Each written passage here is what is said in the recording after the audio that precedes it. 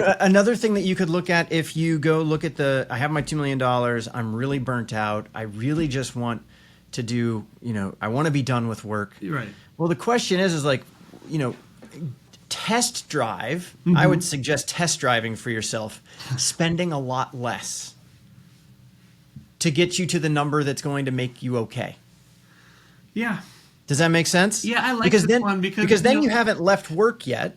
Correct. But you're like, oh, I really want to be done with work. But if I want to be done with work, I'm going to have to choose to reduce what I spend in life. And so just go try it and see how it feels. Yeah.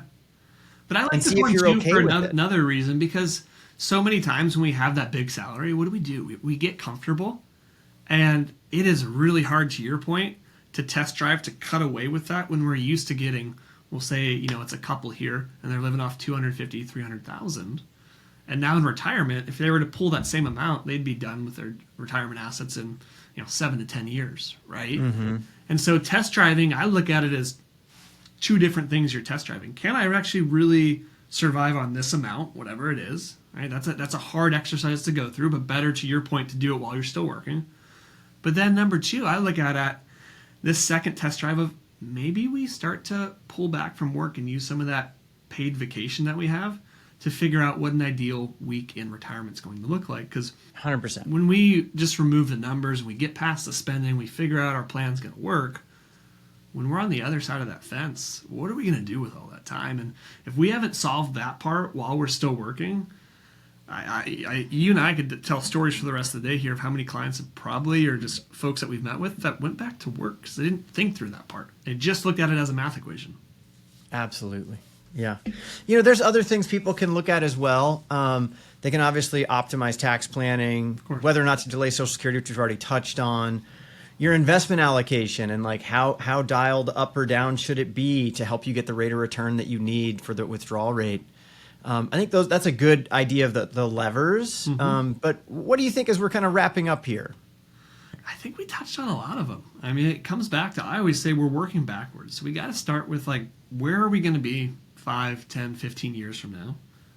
We understand how, and then we build the plan of how we're going to get there. So we work backwards into, do we know our number? If we're already at our number, fantastic. There's no more planning. We could figure out now what retirement looks like. If we work backwards and we still have a need, we still have a gap, well, now we know what we have to do to get there from a savings perspective. But it goes back to, I think, really also figuring out, what are we going to do, Scott, once we get there, right? What is retirement going to look like? What do we want to spend our money on?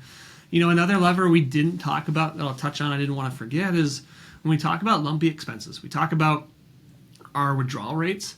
Make sure when you're running your annual withdrawal rates, if you have a big one-time expense coming up, say it's a $50,000 vacation that you've been saving up for because you want to take the whole family, or it's a new car, whatever it is, rerun your withdrawal rate numbers, because they're going to look very different than if you're just doing your day-to-day, month-to-month expenses and the market's moving up and down. But when you have those big numbers coming out that are, unusual, go run your withdrawal rates for the next year to see how things have changed, and if we need to make adjustments.